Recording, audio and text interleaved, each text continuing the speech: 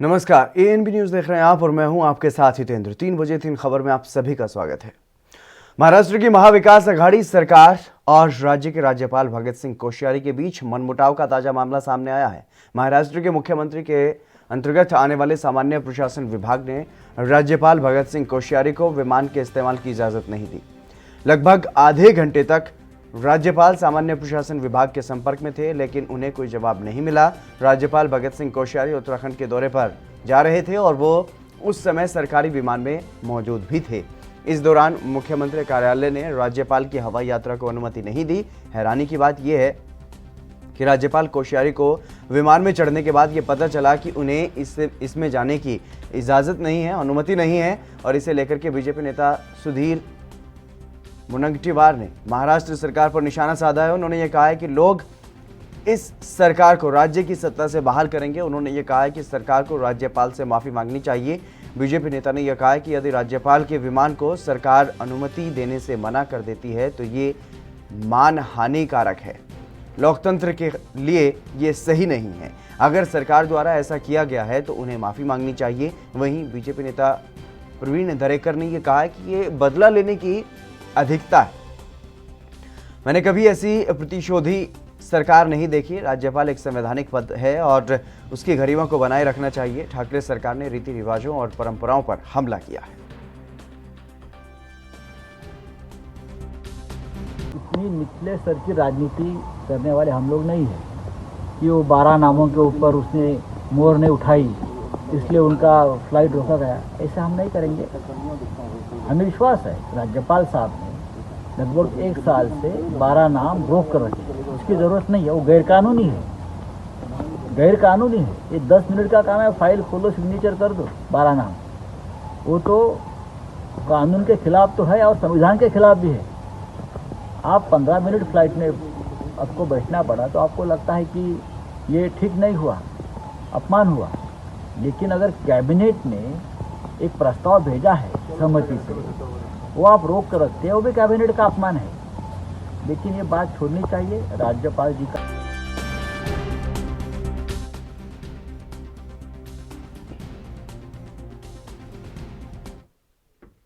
सत्यप्रकाश सोनी हमारे संवाददाता हमारे साथ जुड़ गए हैं अधिक जानकारी के साथ। सत्यप्रकाश, क्या कुछ जानकारी है इस पूरे मसले को लेकर के? कब राज्यपाल ने इस बारे में उनसे अनुमति मांगी थी? जो सरकार की तरफ से अनुमति तब तक नहीं दी गई जब तक वो विमान में भी बैठ गए जाकर के, और बाद में उनको उतारा गया वहां से।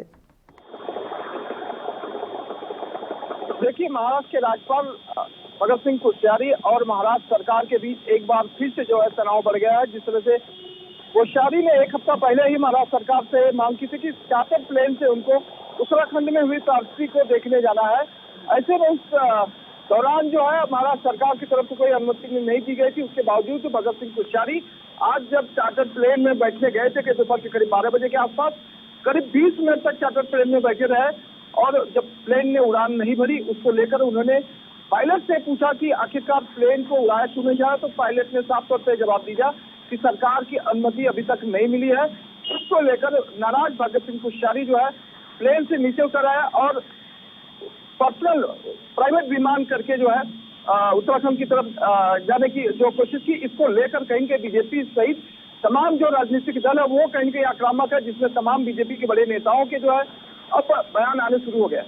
जी, इस पूरे मसले पर अगर बात की जाए सत्यप्रकाश, क्योंकि साफ तौर पर जो विवाद है वो काफ़ी पुराना है दोनों के बीच, राज्यपाल और सीएम ठाकरे के बीच। क्योंकि जब सीएम ठाकरे बने, उन्होंने अपनी शपथ ली, उसके बाद उनको पहले नॉमिनेट करने के लिए कहा गया, लेकिन नॉमिनेट नहीं किया गया। उसके बाद अब भी कुछ 10 से 15 नाम ऐसे भेजे गए हैं जिनको नॉमिनेट करके भेजा गया है।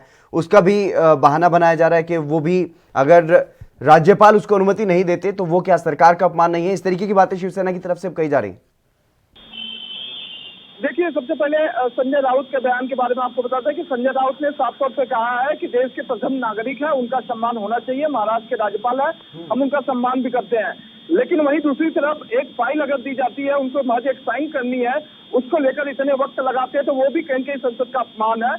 इसको लेकर बीजेपी नहीं बोल रही है। लेकिन जिस तरह से अगर उनको 10 से 15 मिनट से प्लेन में बैठना पड़ा तो इतना बुरा लगा, इतना नाराजगी व्यक्त की जा रही है। तो जाहिर सी बात है राज्यपाल को इस तरह से चीजें नहीं करनी चाहिए जो संसद का अपमान कर सकता है। वो उन चीजों को भी उनको ध्यान देना चाहिए। हालांकि अगर चीजें वक्त पे करते तो जाहिर सी बात है महाराष्ट्र के हित की बात थी। वहीं बीजेपी द्वारा अब ये कहा जा रहा है कि देश के महाराष्ट्र के प्रथम नागरिक होने के नाते उनका ये दायित्व बनता है, उनकी प्लेन दी जाए, उनको चार्टर प्लेन की अनुमति होनी, जो महाराष्ट्र सरकार को बना सकता है, मुख्यमंत्री की नियुक्ति कर सकता है। ऐसे राज्यपाल को अगर इस तरह से महाराष्ट्र के मुख्यमंत्री उद्धव ठाकरे करते तो जाहिर तौर पर उनका निषेध है और आज का दिन काले पन्ने की तरह जाना जाएगा, इस तरह का कहना है महाराष्ट्र के पूर्व मुख्यमंत्री देवेंद्र फडणवीस का। जी, साफ तौर पर कहीं ना कहीं ये जाहिर होता है कि ये बदले की कार्रवाई की गई है ठाकरे की तरफ से। देखिए, एविएशन का रूल क्या होता है, किस तरह से होता है, वो अपने आप में एक बड़ा सवाल है, लेकिन जिस तरह से महाराष्ट्र सरकार ने राज्यपाल कोश्यारी को चार्टर प्लेन द्वारा एक स्थान से दूसरे स्थान जाने की अनुमति नहीं देते हैं, वो एक जांच का विषय होता है। जाहिर सी बात है, अगर इस तरह से चीजें सही बनती है तो महाराष्ट्र सरकार का कहीं कहीं बदले की भावना है। जिस तरह से संजय राउत ने कहा है कि अगर एक साइन करने के लिए इतना वक्त लगता है तो 15 मिनट इंतजार करने में इतना बुरा नहीं मानना। तो जाहिर तौर पर इन सभी बातों से सामने बात आती है कि कहीं कहीं बदले की भावना है। जी, और सीएम कार्यालय की तरफ से क्या इस बारे में कोई सफाई अभी तक सामने आई? देखिए, अभी तक तो नहीं है, लेकिन उम्मीद जताई रही कि जरूर मुख्यमंत्री उद्धव ठाकरे इस पूरे मामले को स्पष्ट जरूर करेंगे। जी, चलिए सत्य प्रकाश, तमाम जानकारी देने के लिए बहुत शुक्रिया आपका। तो अब महाराष्ट्र की सियासत जो है वो एक बार फिर से, क्योंकि राज्यपाल बनाम सीएम वहां पर है, और एक बार फिर से ये मतभेद जो है सीएम ठाकरे और राज्यपाल कोश्यारी में देखने को मिला है, क्योंकि राज्यपाल कोश्यारी को उत्तराखंड के दौरे पर जाना था और उनको सरकारी विमान की इजाज़त सीएम ठाकरे की तरफ से नहीं दी गई।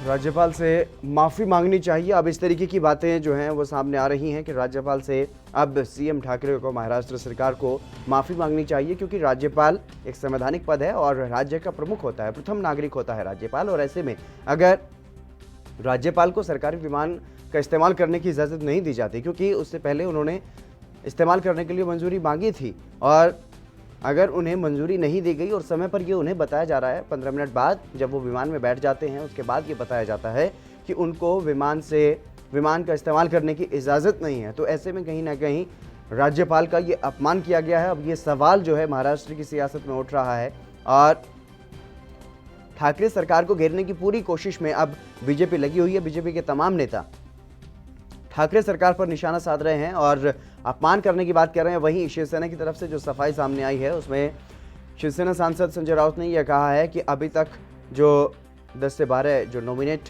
विधान परिषद के लिए जो लोग हैं उनको मंजूरी अभी तक राज्यपाल की तरफ से नहीं दी गई, करीब 1 साल होने को है। तो ऐसे में क्या ये कैबिनेट का अपमान नहीं है अगर वो 15 मिनट तक विमान में बैठते हैं और उसके बाद उनको ये पता चलता है कि मंजूरी नहीं दी गई? अगर ये इतनी बड़ी बात है, इतना शोर इस पर हो रहा है, तो वो भी तो एक बड़ी बात है। वो पूरी कैबिनेट का अपमान है, पूरी सरकार का अपमान है।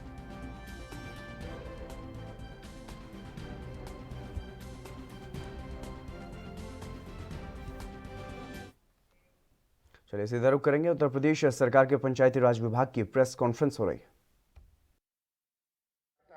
उसके बाद जो जिलाधिकारी हैं वो जिले स्तर पे इनका आवंटन करते हैं कि अब कौन सी ग्राम पंचायत शेड्यूल कास्ट में आरक्षित होगी, तो वो एक ड्राफ्ट प्रस्ताव तैयार करते हैं। ये सारी चीजें जनसंख्या के प्रतिशत और परिवारों की संख्या के आधार पर होता है, तो इसीलिए वो जनसंख्या की सूचना और प्रस्तावित आवंटन कि ये पर्टिकुलर ग्राम पंचायत अनुसूचित जाति में आरक्षित होने वाली है, ये दोनों सूचना विकासखंड में, डीपीआरओ ऑफिस में और जिला मजिस्ट्रेट के ऑफिस में वो चिपकाएंगे और 6 दिन की ऑब्जेक्शन की मोहलत देंगे लोगों को। और उनका ऑब्जेक्शन आने के बाद, क्योंकि इसमें जनसंख्या को लेके लोगों का ऑब्जेक्शन हो सकता है, आरक्षण चूंकि जनसंख्या के प्रतिशत या एब्सोल्यूट परिवार की संख्या पर आधारित है, तो अगर वो बदलती है तो आरक्षण की स्थिति भी बदलती है। तो इस पे लोगों को 6 दिन का मौका है आपत्ति करने का। उसके बाद जिलाधिकारी की अध्यक्षता में एक समिति है जिसमें डीपीआरओ, एएमए, सीडीओ उसके मेंबर हैं। वो समिति बैठ के सारी आपत्तियों का निस्तारण करेगी और उसके बाद फाइनल लिस्ट वो चिपकाएंगे वहाँ पे, और उसकी एक कॉपी और जनसंख्या के बारे में प्रारूप 1, 2, 3, 4 इसमें लगे हुए हैं आपके जियो में, उस पर सूचना वो निदेशालय को और निर्वाचन आयुक्त को 16 मार्च तक उनको भेजना है। मैं एक चीज और बता दूं, उसे जो परिशिष्ट लगा है उसमें रो नंबर 5 में एक शासनादेश संख्या और डेट में 11 तारीख छूट गया, तो वो हम लोग अभी उसको इंसर्ट कर रहे थे, तो वो आप लोग उसको डाल लेंगे। ये शासनादेश संख्या बेसिकली इसी शासनादेश का हवाला देना है उसमें, तो वो उसको अंकित कर दिया जाएगा उस तरह से। अब आपके अगर कुछ प्रश्न हो तो बता सकते हैं।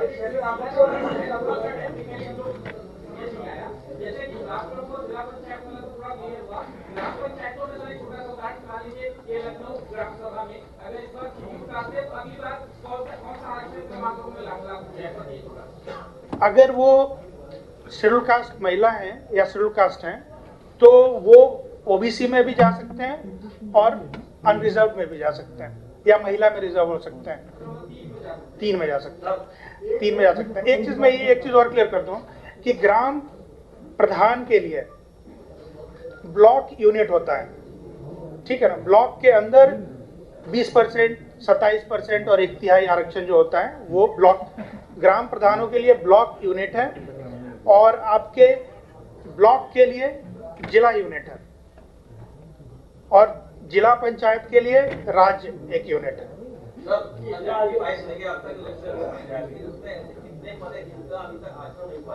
दो जिला पंचायतें ऐसी थी जो आज तक शेड्यूल कास्ट के लिए आरक्षित नहीं थी, 2 जिला पंचायतें ऐसी थी, नहीं ये हम लोग कल बता पाएंगे, 2 ऐसी थी जो ओबीसी के लिए आरक्षित नहीं थी, और लगभग 7 ऐसी थी जो कभी महिला के लिए आरक्षित नहीं थी।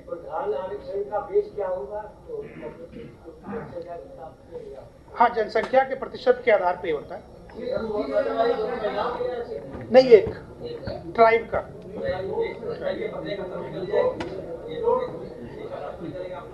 हमने बताया कि जिला पंचायत का मैं कल निर्गत करूंगा, तो कल भी एक पीसी प्रस्तावित है, और उसके बाद प्रधानों का और ब्लॉक का आरक्षण यहाँ से अगले 2 दिन में चला जाएगा, और ड्राफ्ट जो बनाना है वो परिशिष्ट में आप देखेंगे डीएम को दिया गया है कि वो एक तारीख है जब तक उनको ड्राफ्ट बना के, और 15 मार्च तक तो उनको फाइनल करना है, बट ये 20 फरवरी तक वो प्रस्ताव तैयार कर लेंगे और वो ब्लॉकों वगैरह में सार्वजनिक कर देंगे उसको आपत्ति के लिए। हाँ,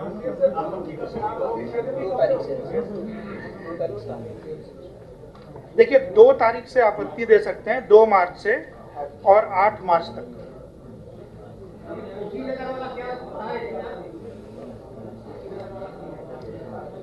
ट्राइबल के ब्लॉक का आरक्षण का था, 5 ब्लॉक प्रमुख का पद आरक्षित होगा शेड्यूल ट्राइब के लिए पूरे प्रदेश में, और उसमें 2 सोनभद्र में है, अभी कैसे पता सर अभी नहीं पता, और अभी तो पता।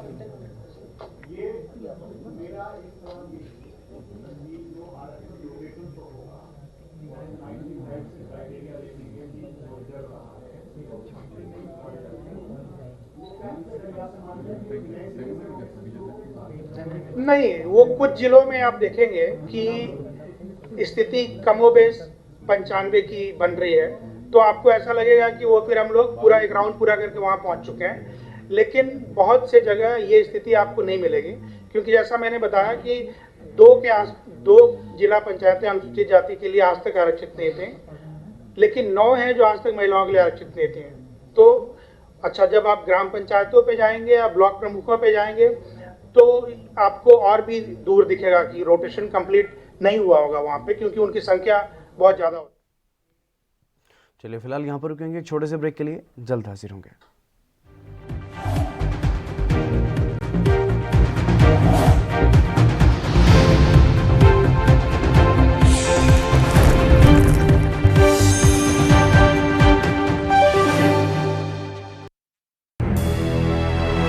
लखनऊ से लेकर चंडीगढ़ तक, मुंबई से लेकर रायपुर तक, क्या है राजनीति की हलचल, क्या है समाज का मिजाज।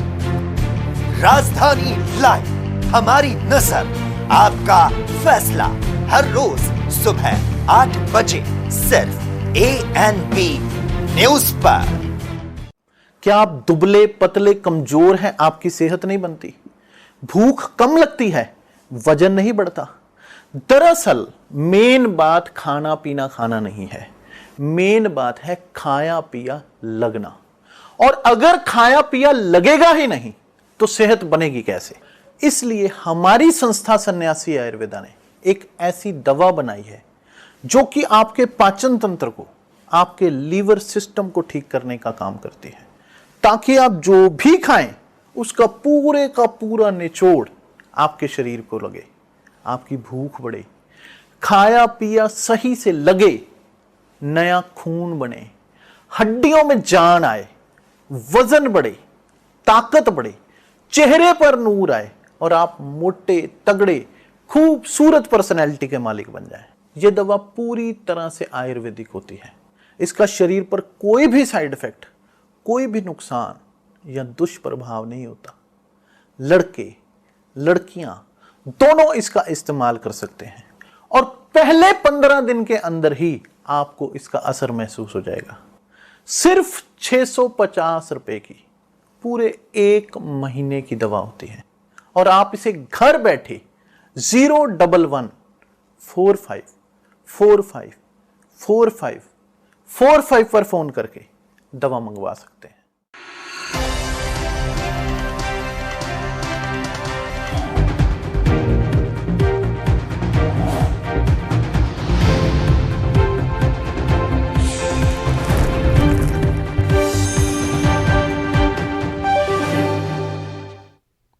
ब्रेक के बाद एक बार फिर से आप सभी का स्वागत है। खबरों में आगे बढ़ेंगे। पश्चिम बंगाल में इस साल विधानसभा चुनाव होने जा रहा है और इसे लेकर के सभी पार्टियां अपनी अपनी तैयारियों में जुटी हुई हैं। वहीं पक्ष विपक्ष एक दूसरे पर निशाना भी साध रहे हैं।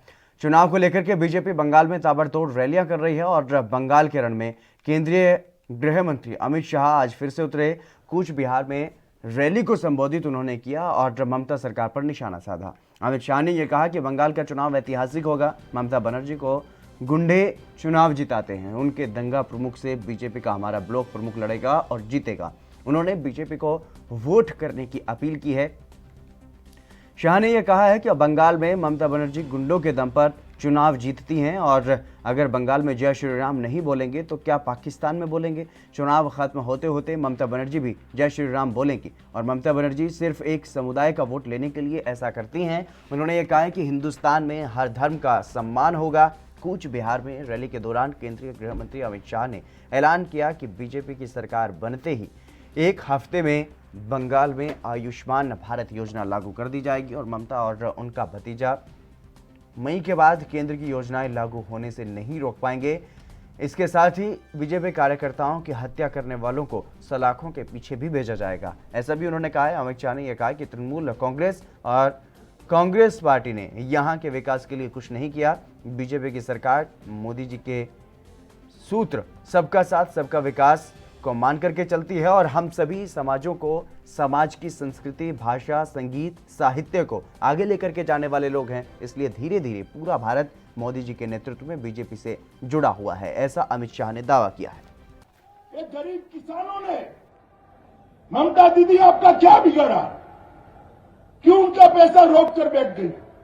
क्या आप ऐसा मानती हो कि 6,000 रुपया मिलेगा तो वो मोदी जी की प्रशंसा करेंगे?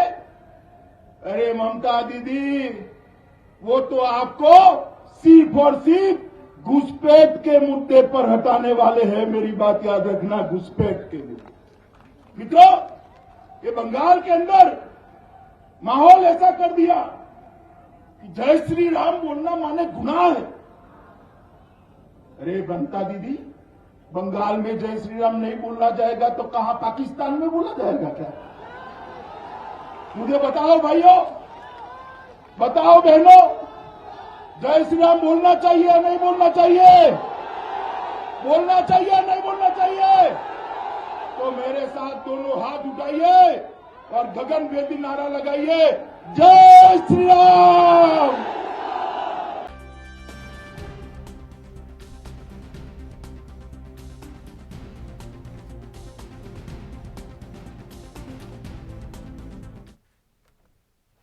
संदीप द्विवेदी बीजेपी से और डॉक्टर दयाशंकर टीएमसी से हमारे साथ जुड़ गए। आप दोनों मेहमानों का स्वागत है एनबी न्यूज़ पर।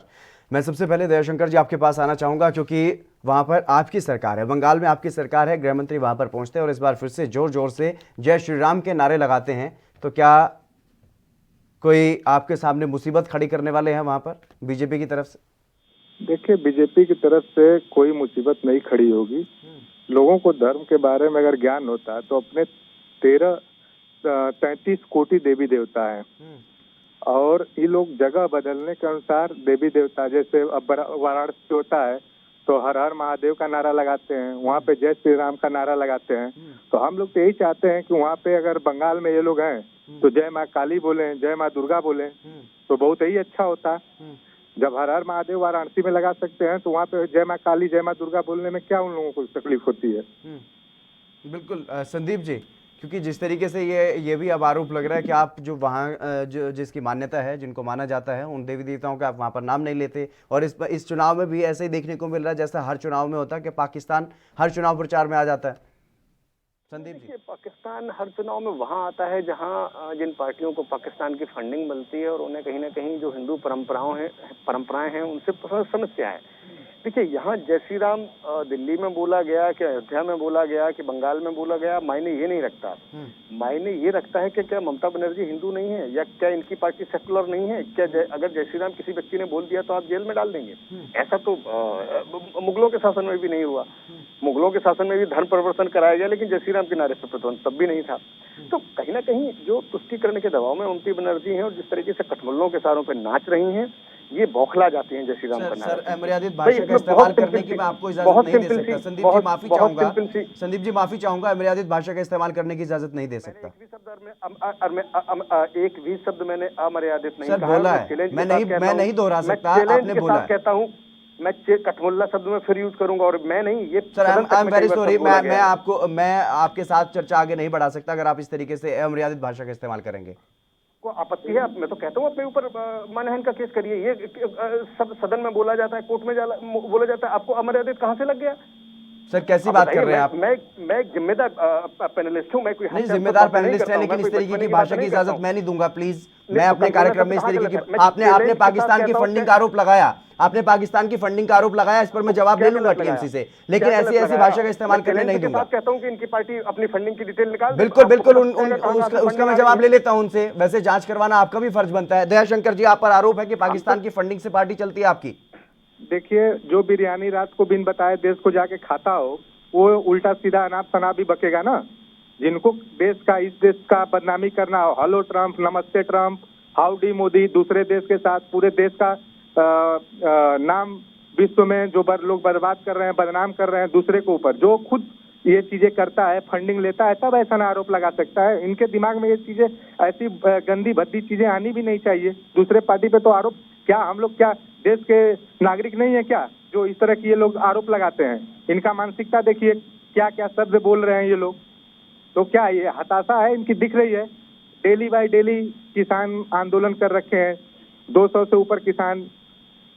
संदीप जी बिल्कुल अगर गृह मंत्री वहां पर पहुंचते हैं तो वो भी पाकिस्तान का जिक्र जरूर करते हैं, लेकिन कुछ ना कुछ मुद्दों की बात भी करते हैं, और बेहतर यही रहेगा कि आप भी यहाँ पर मुद्दों की बात ही करें। इस तरीके की अमर्यादित भाषा का इस्तेमाल अगर आपके बड़े नेता नहीं करते तो आप भी ना करें, क्योंकि जिस तरीके से आपने वहां पर कहा कि घुसपैठ का बड़ा मुद्दा है, घुसपैठ पर आप सरकार को घेरने की वहां पर तैयारी कर रहे हैं। डॉक्टर दयाशंकर जी, आप पर यह भी आरोप है कि आप घुसपैठियों का वहां पर इस्तेमाल करते हैं, घुसपैठियों को आप समर्थन करते हैं।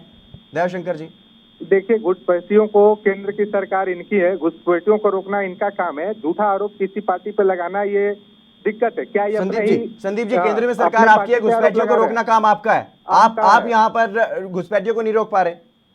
संदीप जी, ये आरोप है आप पर टीएमसी की तरफ से। सरकार ने घुसपैठिए, जब से मोदी जी की सरकार आई है, इसीलिए जितने भी बॉर्डर हैं लेजर बीम से सील किए गए हैं और घुसपैठ पे 99% तक रोक लगी है। लेकिन जो पहले तुष्टीकरण के लिए बंगाल में बसाए गए हैं और जिनके आधार कार्ड और वोटर ID कार्ड बनाए गए हैं, मालदा टाउन और उसके आसपास का एरिया देखिए, सबसे ज्यादा रोहिंग्या और बांग्लादेशी वहां बसा हुआ है, जिनको ममता बनर्जी वोट बैंक के तौर पर यूज करती हैं, और जय श्री राम उसी के दबाव में नहीं बोलती हैं।